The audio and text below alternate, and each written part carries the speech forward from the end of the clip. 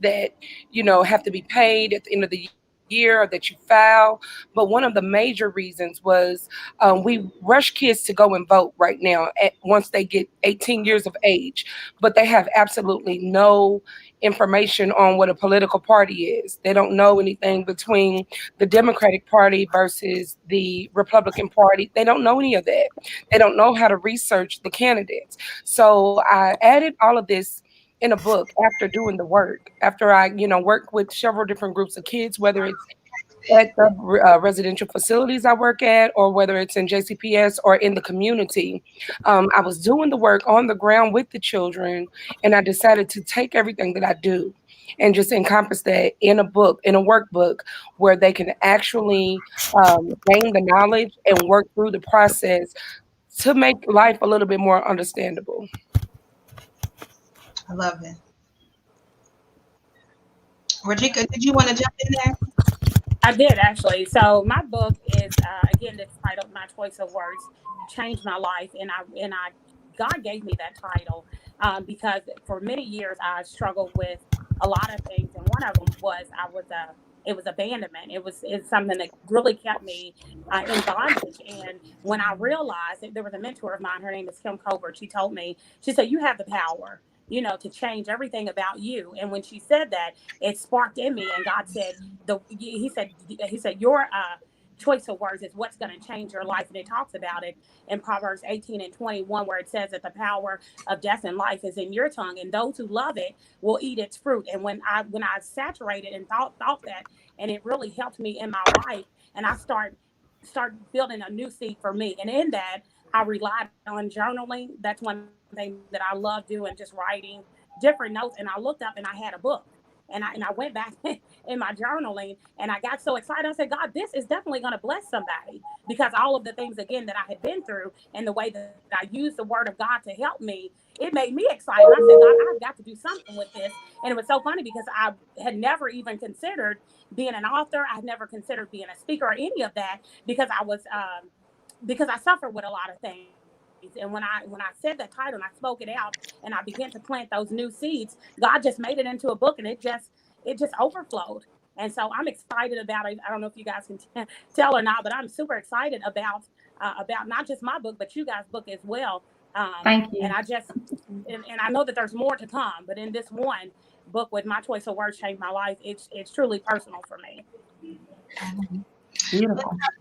I've heard two of you mention that you feel like God downloaded this into your spirit. And so what happens when you get this idea of starting a book? Like, it starts from an idea, you're thinking about how long was it an idea before you actually left and made it happen? And then what was your writing process once you finally decided, okay, I got to get this book out of my belly. I'm not thinking about it anymore. I'm going to do it. So walk us through what that process was, from actually you taking it from your head to the pages, and then what was your writing process? To mine, it took me 5 years to get this book out. Once I started getting it, I had it, but it took me 5 years to put all the journaling pieces together. And I didn't even realize, like, I jot a lot on my phone, different notes, and I pretty much wrote the book within the notes section of my phone, and just jotting down different things that I was going through and how I was really seeking the Lord to be able to pull myself out of it with the Word of God, because I had a lot of trust issues. I didn't trust people because I had been let down so many times, and the Word of God was the only thing that was sound for me to be able to really help me, things that I can go back and think about. And even like I said with a mentor earlier, when she told me about the power and things that I could do in my tongue, I had to go and search that in the Word of God, because again, that was the only thing that I knew to be sound. And as I started the process, again, because it took me 5 years, once I started that process and really realized, okay, hey, this is something that I have to do, not just for me, but for women that are like me, that need to know that they have the power within themselves to be able to to be able to help themselves with the word of God to come out and really walk in the purpose that God has called them to do.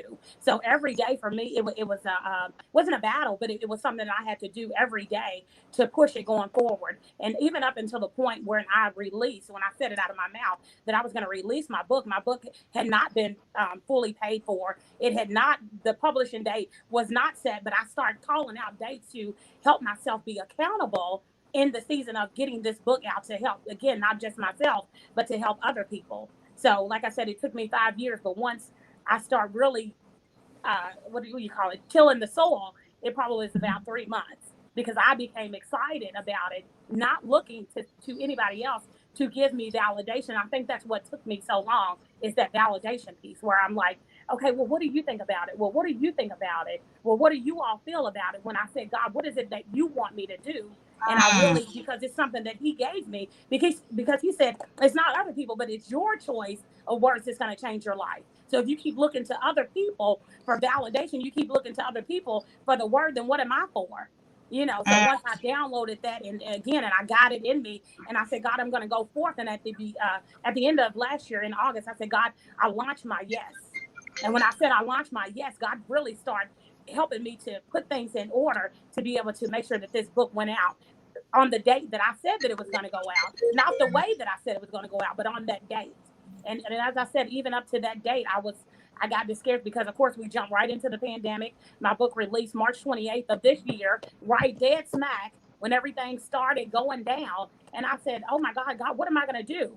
And again, because I suffered with that fear of abandonment, God said, just stay the course. And I said, okay, God, I'm going to stay the course. And he sent people to show me how to be encouraged in order to get the book out. And I sold over 500 copies, no events, no nothing, just word of mouth. And I'm not boasting, but it's just the word of God and the promises of God that he will be there if we stay where we need to be at. I can keep talking, but Yes. I'm just so excited because I lived again in bondage for over 25 years and I'm 37. So I was a little girl dealing with these things. And so many of us are, but God, he's able if we hold on. You just preached the whole word, Rodrika. Janee, what was your process like from my process thought in your mind was a to little different. It literally took me 9 months to birth my book. So I always refer to my book as my first baby, because it was 9 month process. So I had journaled for 6 years, not knowing it was going to be a book. I was just journaling because that was a part of my self help. This is one of the things that I like to do. Go out to dinner by myself, take my notebook. I'm writing about my day. What happened throughout my day, and so when the Lord had showed me that I was just entering a new season and I knew it was something, I was like, I'm supposed to be doing something, but I didn't know what that something was. And when God showed me what it was about writing the book, like from the minute he showed me that I was supposed to write the book to the day that I released it is 9 months time frame. And so it wasn't until literally it's like birthing a child. It wasn't until like month 4 that I even got the title. So I knew I was supposed to write the book. He showed me that. Basically, I already had the material. All these journals that you've been writing and this, you've been talking about your journey. And my book is literally just about that journey of 6 years of practicing celibacy. And so the entire time I'm writing, I was confused in the beginning because my writing in my journal is all over the place. You know what I mean? It's like today this happened. This week I like this person.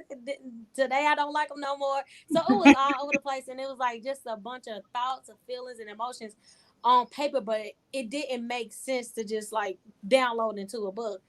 And it wasn't until like month 4 of me going through this process and life just happening. And I was on the phone. In my book, I talk about who is now my husband.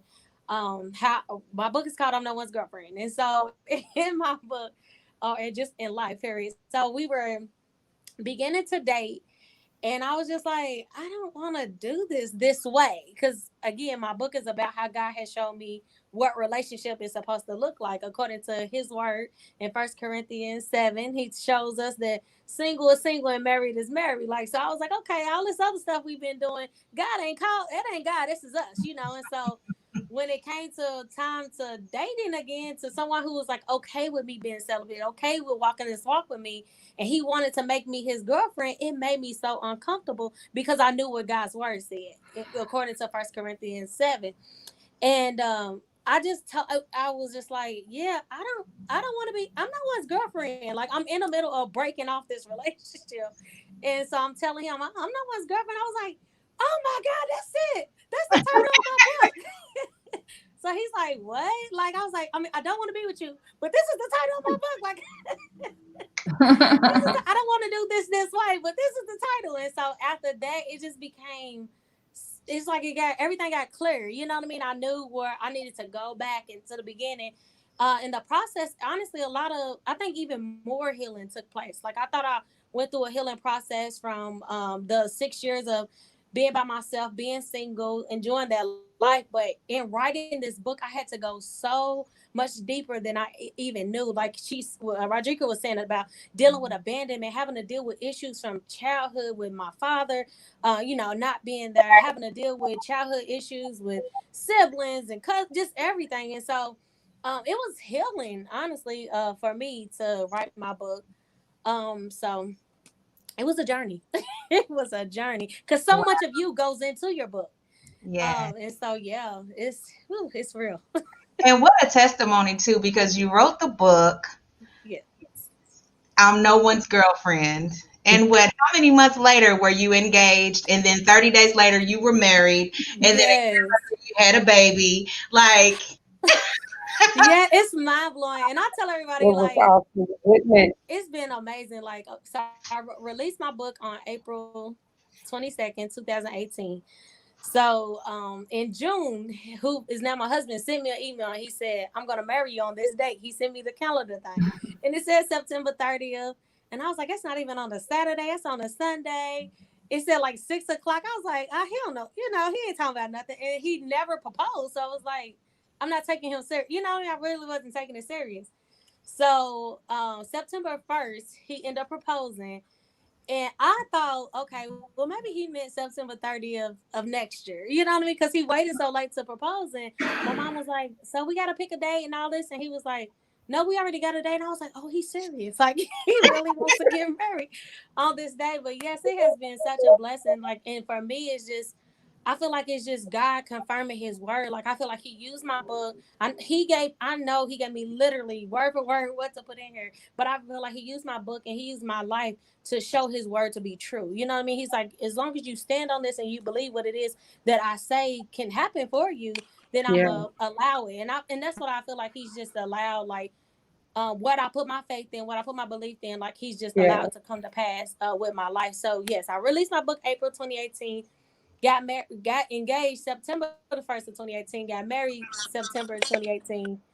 And here we are, 2020. We have a 6-month-old baby. She's just lovely. But yes, that is I love it. And so there is a subtitle for your book as well. Yes. It says, Obedience Got Me Here. And I love that because it's like you have to be obedient to God's word in order to receive what it is and how quickly everything manifested after you make the decision to be obedient. Amen. That's wonderful. So I want to move on to somebody else. Did anybody else want to jump in and answer that question? And Nachand, I do see you here. Can you hear us now? Hey, yes. Hey. Hey, when you hit over 40, baby, when you hit over 40 and you're trying to figure out the iPhone, the app, computer, all this, I'm like, hold up. Wait 1 minute. So thank y'all for your patience, but y'all my girlfriend, so y'all gonna hold on for me. Y'all got my back. Real quick, just introduce yourself and tell us the name of your book, and then you can pop in and answer the questions as we go through. Okay, sure. Hey, everyone, and everyone who is actually, I know all of these beautiful ladies on here, but everybody else who's viewing and looking in, I am Nachand Trabue, the author of Try God. The book got birthed out in 2018. It was like pulling teeth to get this book out. We were able to get it out in 52 days. And it was one of those things where God said, get this book out now.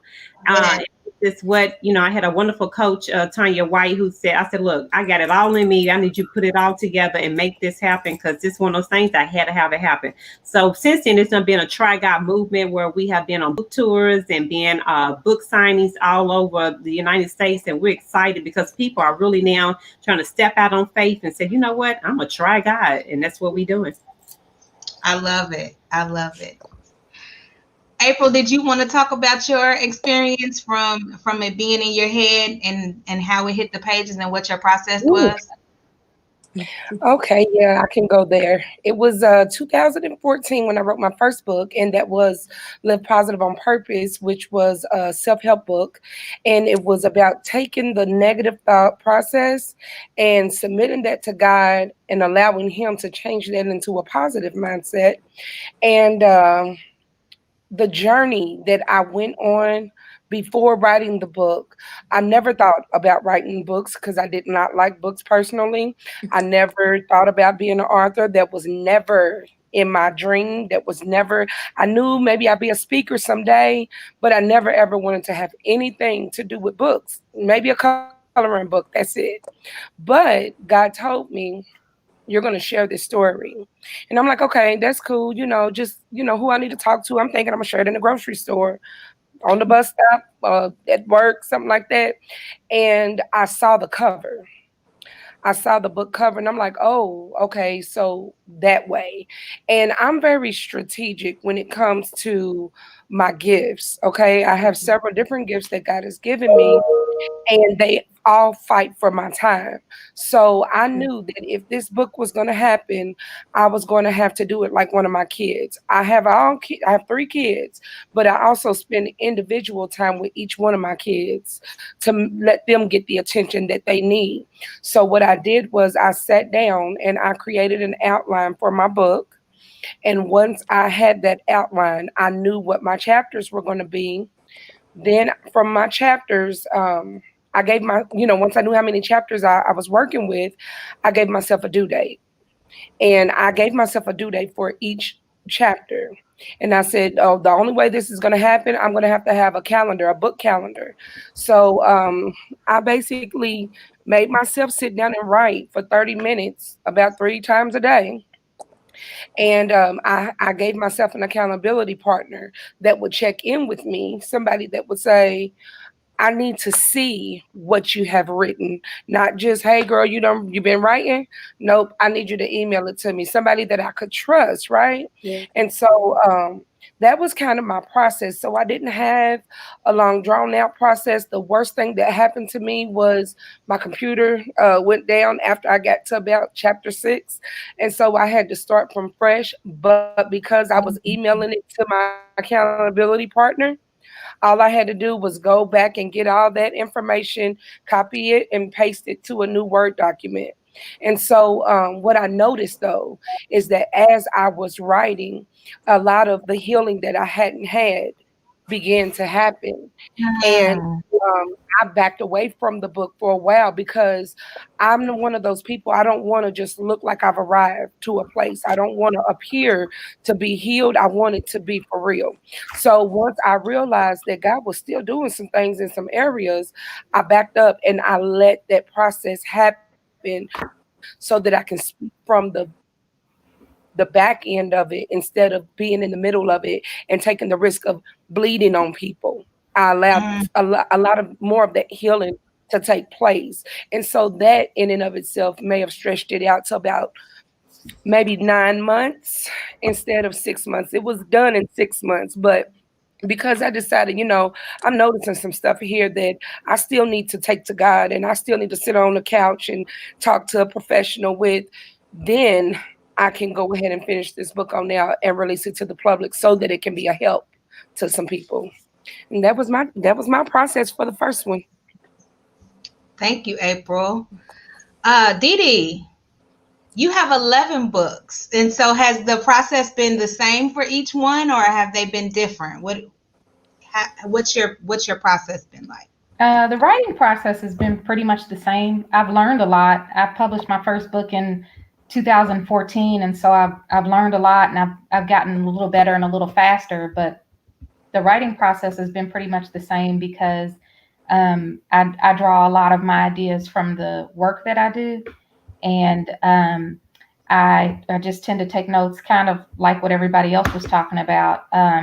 If anybody's watching this and they're interested in writing a book or being an author, that's the best thing you can do. Is don't wait to write a book. Don't say, you know, one day I'm going to sit down and write a book. Take notes. In fact, I have this whole folder of notes where I write down things that I hear people say, and it looks just like this.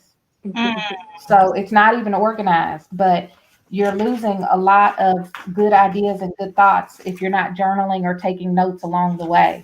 And, you know, that's how I get my ideas for my books. So I think one of the biggest mistakes people make is to say, one day I'm going to sit down and write my book. And you should be taking notes all along the way. That I think it was Rodrika who said, or maybe Janee, or maybe both of you, who said, you know, I took these notes and before I knew it, I had my book. Mm-hmm.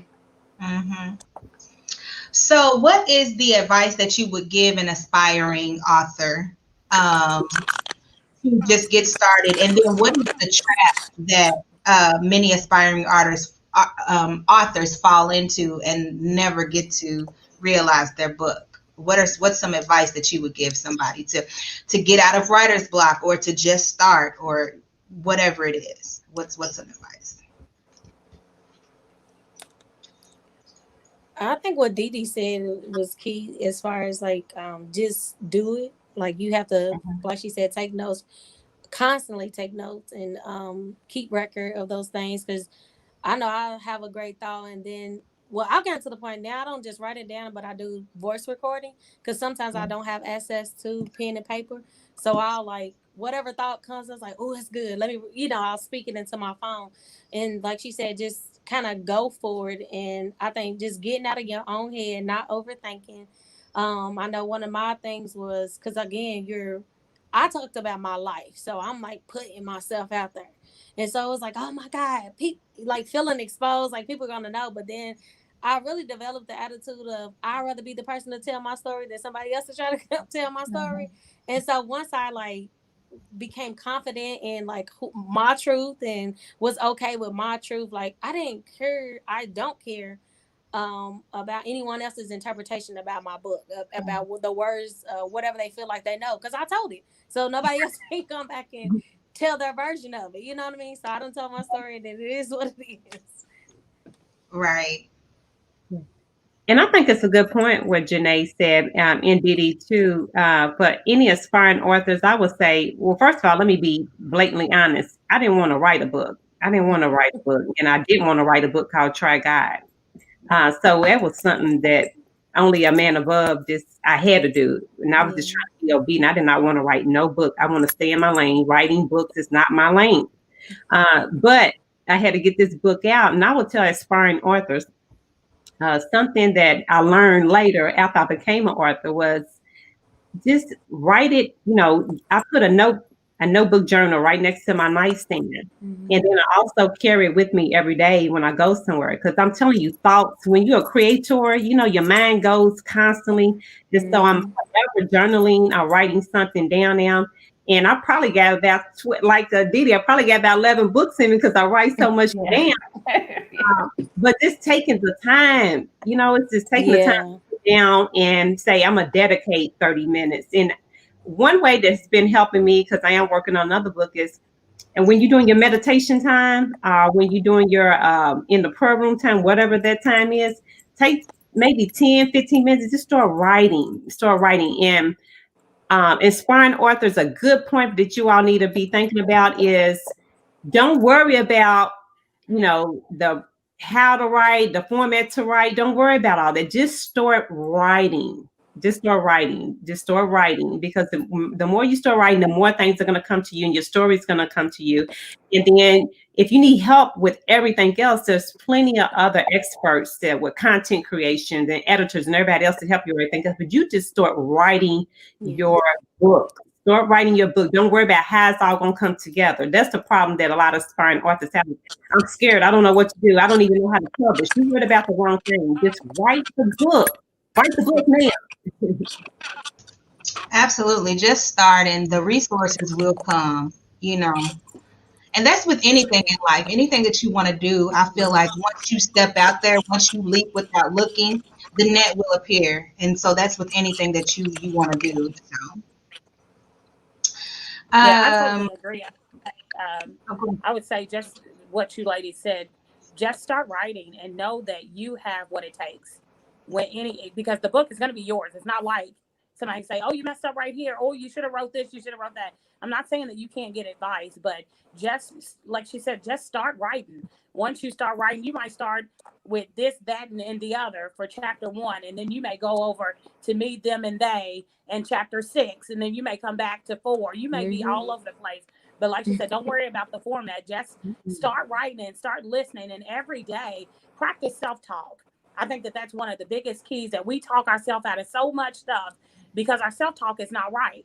The self talk is based off of experience and a lot of other things. When that's not the route you need to go down. If any self talk that you're doing, say, you know what, you got this. You know what, I got what it takes. You know what, I can do it. You know what, I'm gonna write a little bit. You know, like self talk yourself in the positive, not the negative. Not I don't have a degree. I didn't make it. I can't do that. I can't.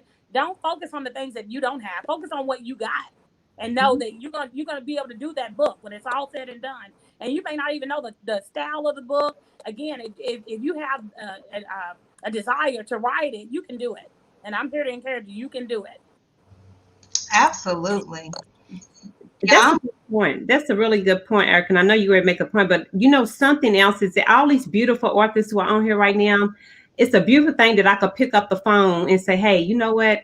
I'm thinking about writing this book, or, will you just listen to this? Because it sounds off to me. And guess what? Every one of these ladies on this phone who are already authors, who already have amazing books and platforms, they will help me. And vice versa. If they call me and say the same thing, I'm going to help them. And that's the beautiful thing about being in the author industry, especially our whole team of authors. We always include in trying to help because we want to see everybody win. So try to get around people who are already authors and start learning from them. Yep, that is Absolutely. definitely true. Yep. It's very important who it is that you have in your circle that's speaking in your ear. And keep the people that are the naysayers out of your ear, the people that are telling you why you can't, why you shouldn't, shut all of them out and get you a circle of people that are going to encourage and uplift you to do what it is that God's placed in your heart to do. But I'm not going to preach. I'm going to go on to, there's a comment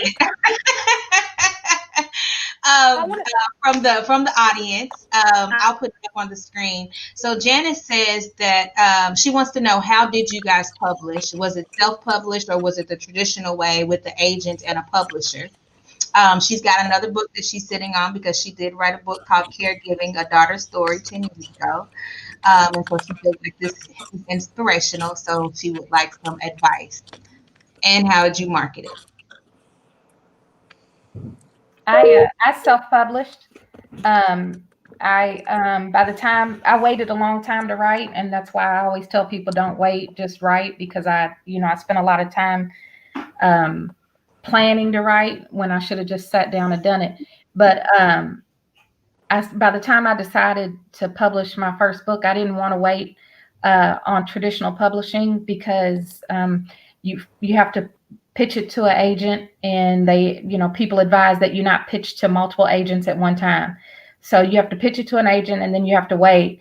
And you can say like, I would like an answer in 30 days, or give them some time frame, but you're supposed to pitch to one agent or publishing company at a time, and then wait for them to take you up on it or not.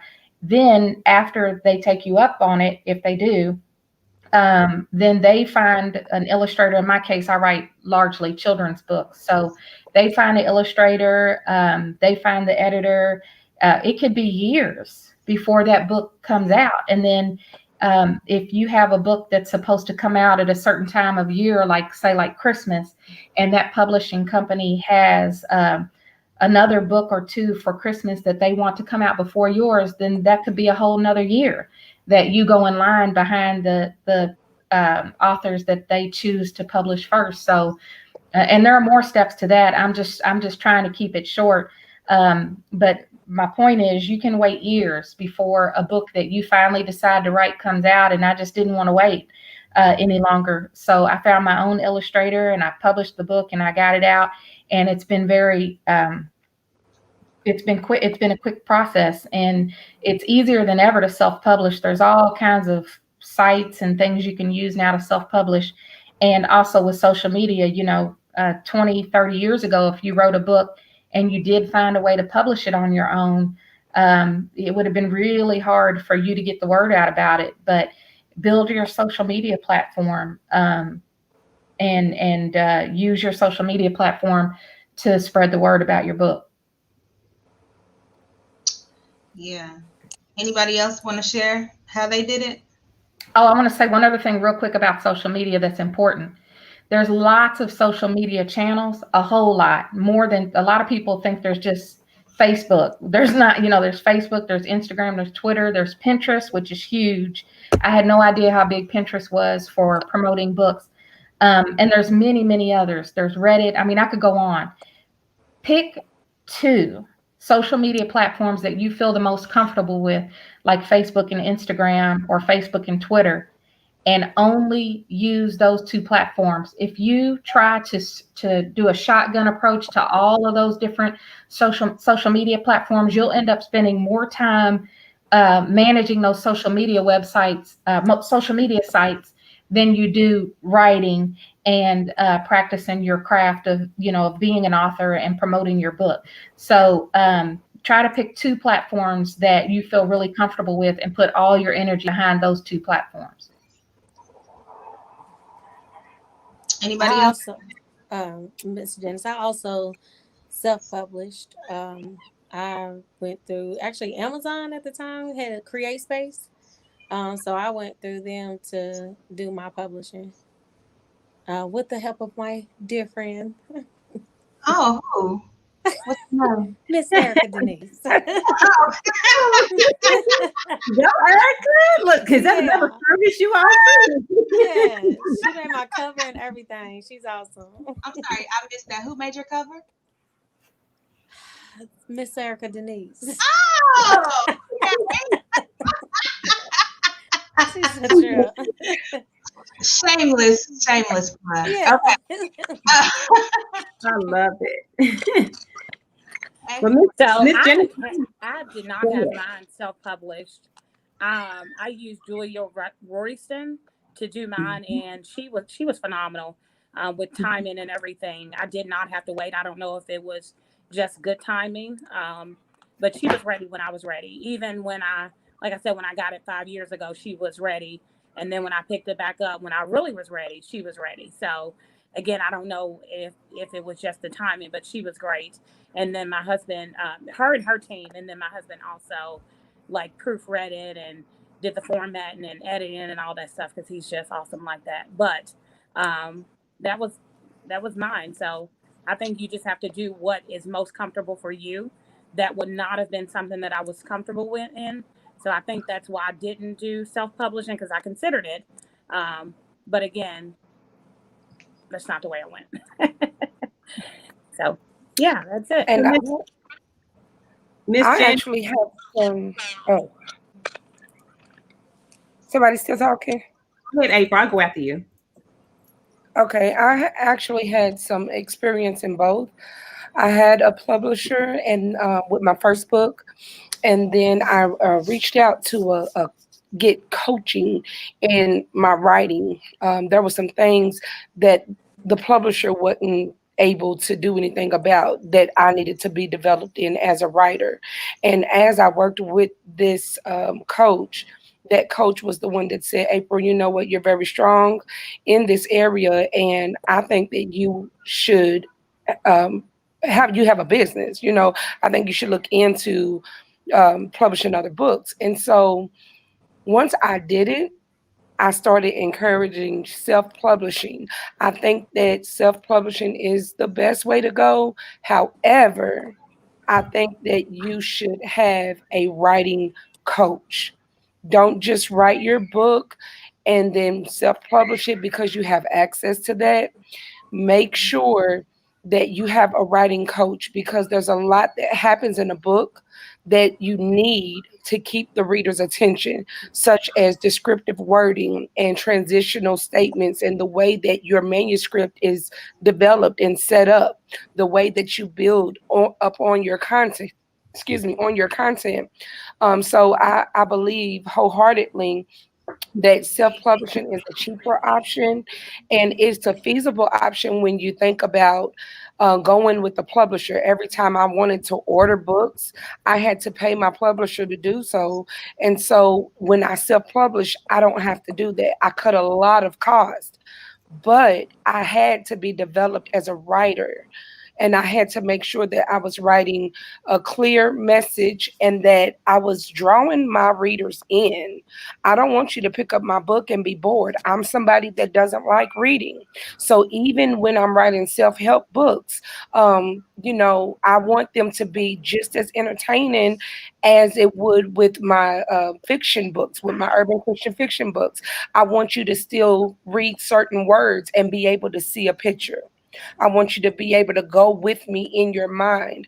And the only way I was able to do that is because by developing as a writer. So I would say self-publishing is a great idea, but most definitely hire a writing coach. Make sure that you're not just putting your thoughts and ideas out there and they're not set up strategically, or that you're not building on them in a professional way, because I believe that there's books and then there's professional authors, and you can tell a difference when you get in between those pages. And once you drop that first book, you want people to come back and buy the next book. Okay. So I think that having a team of people is still necessary even when you self-publish. I hire an editor on a professional level because that's the type of editing I want for my book. I know that I'll read through the rough draft. I may give it to somebody else to read through the rough draft, but I want somebody with an eagle's eye to work with my manuscript on my editing. I hire professional graphic designers because there's a level of excellence that I'm reaching for that may not be important to everybody, but when you want your book on the shelf, you want to be able to look as good as the book next to you. My first book, I couldn't get it on the shelf because it did not meet the standards. But the next time that I built a relationship with Barnes and Noble, and the next time that I asked to get my books on the shelves, I was able to do so across several states within the country. And the difference was I upped my game in regards to the professionalism that I used and the way that I marketed my material. So I think self-publishing is a great idea, but that doesn't mean that you will not still need a team. Mm-hmm. And that's a good point, what April has said too. And that's what I was going to touch on, is that I hired a business coach. Because remember, I told you I want to stay in my lane, and writing is not my lane, and writing books and wanting to be an author was not my lane. It was too much of having to settle down and be still. It was just not for me. So I hired a professional and said, hey, I got to get this book out. God told me I have to get this book out. I have to get it out immediately. And we made it happen as a team. And then also we did self-publishing too, because she already had experience in it. And did it stop anything? No, because like I told you all earlier, my book is all around the world. But I also got experience in branding and marketing too. It's one of my strengths. And so I was able to brand and market, like April spoke of, and being able to get in platforms and get at book signings, events, and speaking engagements based off of the branding and the marketing. You got to have a high level of marketing and branding, because you got to push the book. People don't know about your book. They don't know who you are. You got to build a brand. So I built a personal brand, and then I launched my book. Yes. I was very specific about what I've done. So I've been helping other authors who are ready to really invest in themselves to be able to build that type of brand to get your book in the places that you want your book to be inside of. So branding is going to be very crucial in this whole thing around your book coming out And I would say there are a lot of amazing publishing companies like Julia Roston, like Rodrika talked about. There are a lot of great ones here that's local. So we'll be glad to give you that information. If you're local, if you're not local, we'll still be glad to give you that information and pass that on to you. Absolutely. And so you guys have talked about, Rodrika, you sold 500 copies in the first week or two. You've been in Barnes and Noble. Try God is around the world. And so what is your definition of success? Because I know a lot of people may think, okay, I'm only going to be able to reach my friends and family. I might be able to sell a few copies of my book, so I'm not going to worry about it. You know what I mean? And so what would be your definition of success? And what would you say to somebody who is struggling in thinking that they won't be successful writing a book? I think it goes back to that self-talk piece. For me, I know when I first started, I said I want to do $100 a day, and so I had to put a number on it when I said that. So and I started at the bare minimum and trying to do that, but I had to push it every day. But that self-talk piece is so important because you can't. It's I don't say you can't, but it's going to be detrimental to your success if you focus on what you can't do. I know that there is a quote by Cindy Trim, and I've said it before. She said, loneliness is not the absence of person, but it's the absence of purpose. And when you walk in your purpose, the right people will come along. So it's not that we don't have the social media. It's not that we don't have the family, the friends, all of these people, because you may have all of these things and they may not be your supporters. But if you walk in your purpose, the right people are going to come along, whether it be God has sent people to me from Kenya, from Rwanda, from Europe. God has sent people to help me to be purposeful in whatever it is that he has called me to do, which is to be an author, a purpose life coach, whatever it is you're trying to do. So I just say that practice self-talk and keep feeding yourself that you will do it. If you need to put a number on it, nobody knows what a number is for you. Put the number on it. If you don't think it's based off of a number, don't base it off of a number. But one thing is for sure, two things is for certain. Don't look at somebody else's plate. Focus on what you can do, and then the rest will come. That's what I say. Absolutely. And of course, we would all want to be on Oprah's book club list, because she turns out, I mean, if you get on her Oprah book club, you guaranteed success. Okay. Right. And of course, that's something we would all aspire to do, but you cannot base your success off of somebody who was on Oprah's book club either. Right, You have right. to start where you are, is what would be my advice. And I say we because I may or may not have a book in my belly. Come Oh, on. we know you do. We know Totally you do. We do. see journal entries. On right now. Yeah, so that's a whole other show. Can I say something about the success piece? Mhm. I also want to just throw in there that you are successful. Got to drop my laptop. You are successful when the project is completed. So, of course, you want to be able to have a return and make a profit off of your book, but you are successful once the book is printed and you completed what God has told you to do. However many it reaches, it has to do with you. But your overall job to be successful is to complete the project. Some people get stuck right there. So just to get it out, like Nachand was saying earlier, to just start, but also finish. Make sure that you finish the project. And then I also, with me, in regards to my success, once it's done, what do you want to do with the book? It's like a lot of authors, they have this book, and after the book signing, they don't do anything else with it anymore. And that book has so much potential to take you so many places. I say that books are the new business cards. So once I have this book, I need to find the audience that's interested in what I'm talking about. And I can create speaking engagements. I can be invited to places. Okay, April, you are breaking There's up. workshops that I can do. There's so many different things that you can do.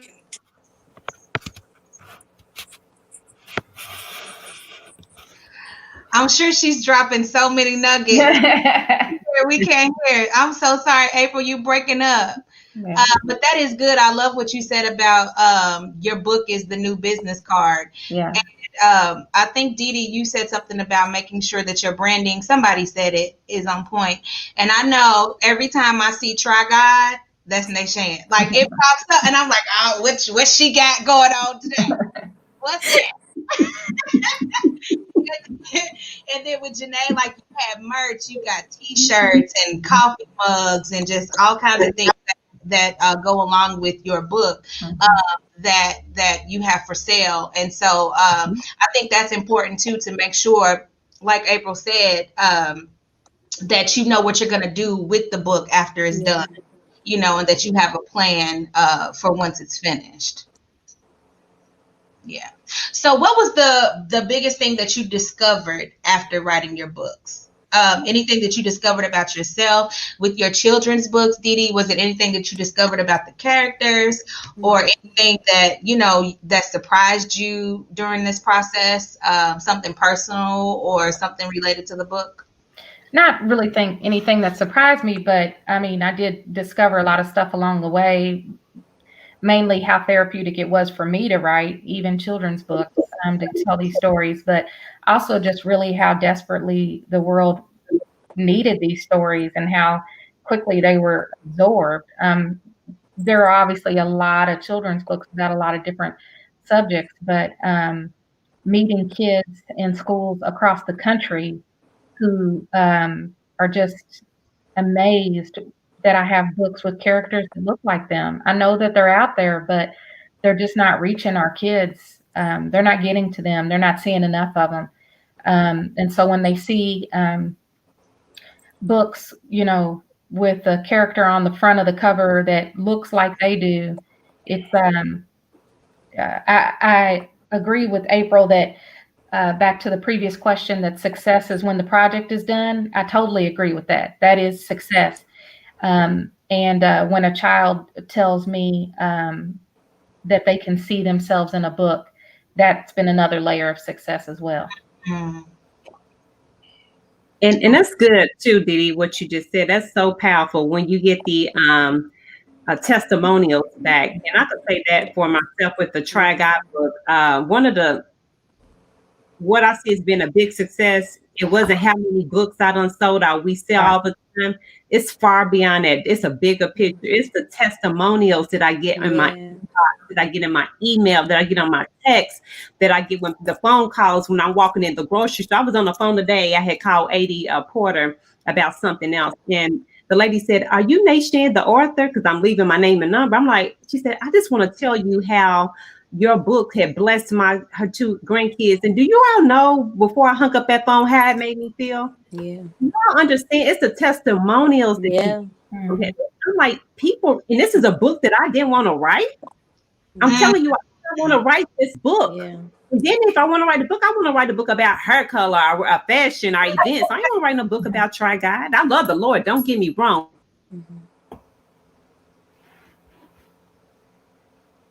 You paused. The amazing, beautiful thing about it was that people's lives are being changed because people are really trying him. And that's the beautiful thing about it. I'm like, if I had. Look, the devil's mad. He's shutting everything down. They said we did not hear that last part. I was saying that if I had not done what Rodrika and Dee Dee and Janee and April had said, and sat down and put the pen to the paper and really wrote the book, Try God, and had a book coach to help me get through it.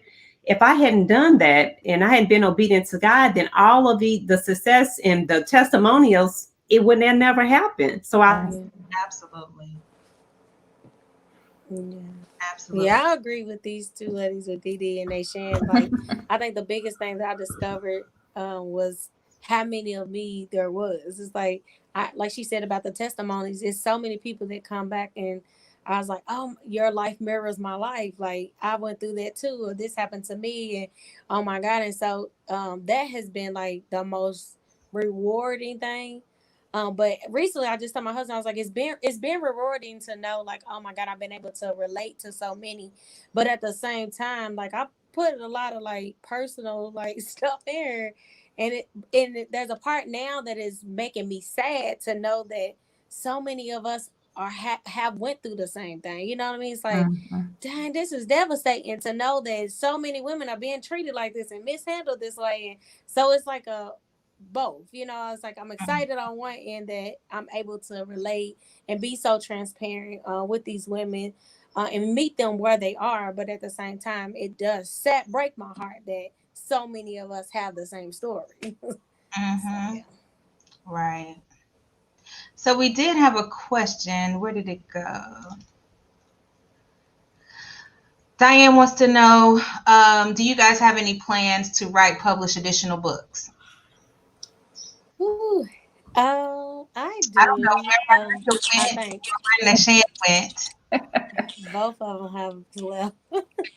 They have left the building. Yeah. But you have 11, so do you plan on adding to that collection? Yes, I have a series that's coming out. Oh, wow. The next one comes out. Well, the first in the series comes out next month. But it's about my daughter is a Broadway actress. If you saw Book of Mormon when it came here to Louisville downtown, then you saw her. She was the lead in the Book of Mormon, and she performed in every show when she came home to Louisville. She's a YPass grad, and so she was very proud to perform in her hometown. And so I'm writing a series of books inspired by her journey as a Black musical theater actress and some of the things that she's had to go through. It's not a true to life story about her life, but it is definitely inspired by her life. So the first one will be out next month. I'm excited about that. I love that. And real quick, like I auditioned for the Book of Mormon in New York for the touring. Probably the one that took my job. I got a call back when I was in New York. Yeah. But then I didn't hear back because they was calling your daughter. Really? I didn't even know that was in your background. That's amazing. That's awesome. Yeah. So that's amazing. And when you get finished with that series, please let me know. Okay. I would definitely love to read that. Okay, I definitely will. Yeah. Yes. But that's a whole interesting perspective too, being a brown girl trying out for these roles. Oh yeah. So absolutely. Yeah. It's an interesting story. Absolutely. I plan on writing another one. But I think people are like, "Oh my God, what's your next book? What are you gonna do?" I think I don't have a time as to when I'm going to release a second book. Like I want to, like I put a lot into this first one, and what I don't want is the sequel to be like dumbed down or watered down. You know, you see a movie and it's like the first one's amazing, then you go see the second one, and it's like, it's not so good. Exactly. So I want to be very intentional about giving, it just as much as I did this first one, and so I'm really taking my time with it. So much has happened, and it's like wanting to process it all. My goal, what I desire, is to write a book with my husband. He's not as transparent as I, so y'all be praying because I really want I really want to do this with him, but he is just like, I don't know about that. So working on him. Okay. Nachand, do you have another book in your spirit? Wow. So I'm almost finished with Try God in Grief. And the book cover, I put it out there a year and a half ago. Procrastination. So I just gotta do it. You gotta do that, because let me tell you something, grief and trauma are something that are only growing across the country, but especially for us. So you gotta do that. Hey, I need accountability partner, Didi. Help me. Call me.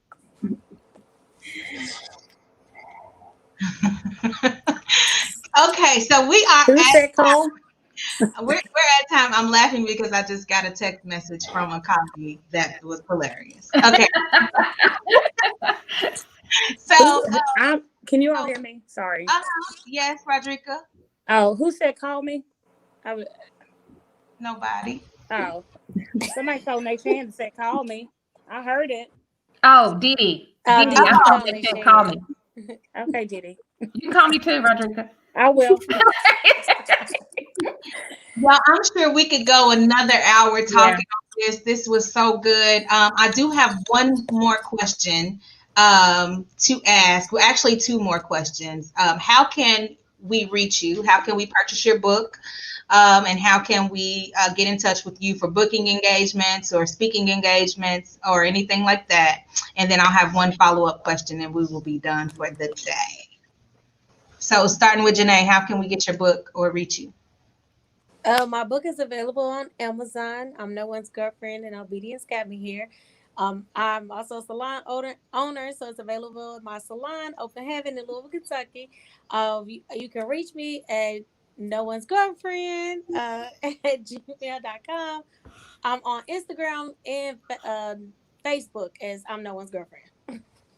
Okay. Didi? I have a website, deedeecummings.com. It's just like it sounds, DeeDeeCummings.com. I'm pretty active on Facebook under author Dee Cummings and on Instagram.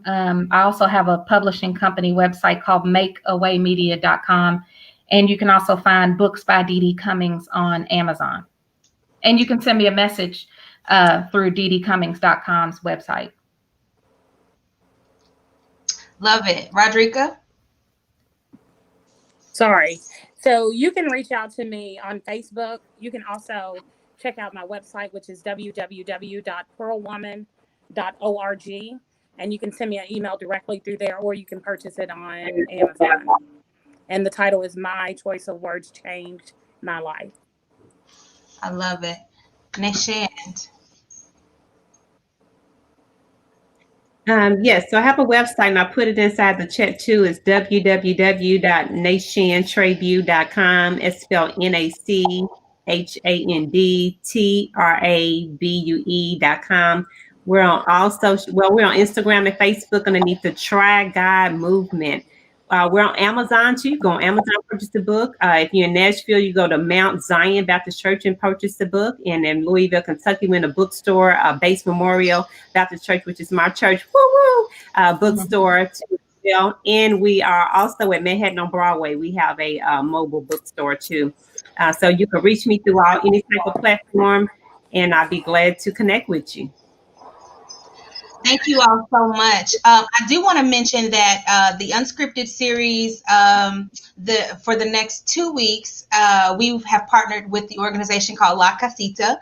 And so if you find it in your heart, if you want to donate to Actors Theater or La Casita, all of those proceeds will be split between both of our organizations. You can just click on the donate button at the bottom of your screen. If you're watching on Facebook, just click donate. We would definitely love your support. Also, I'm pretty sure these authors here would love your support by purchasing their books. So please, if you didn't catch what they said, we'll try to link those their websites and where you can purchase their books in the chat after this is over, or you can just watch the replay and listen to it again so that they I'm sure they would love your support. Let me know if you get any books sold from this, and you can send me my 10%. The Actors Theater. I'm only halfway joking. Okay, so there is one final question that we ask every episode of Unscripted, and we want to know, what do you know for sure?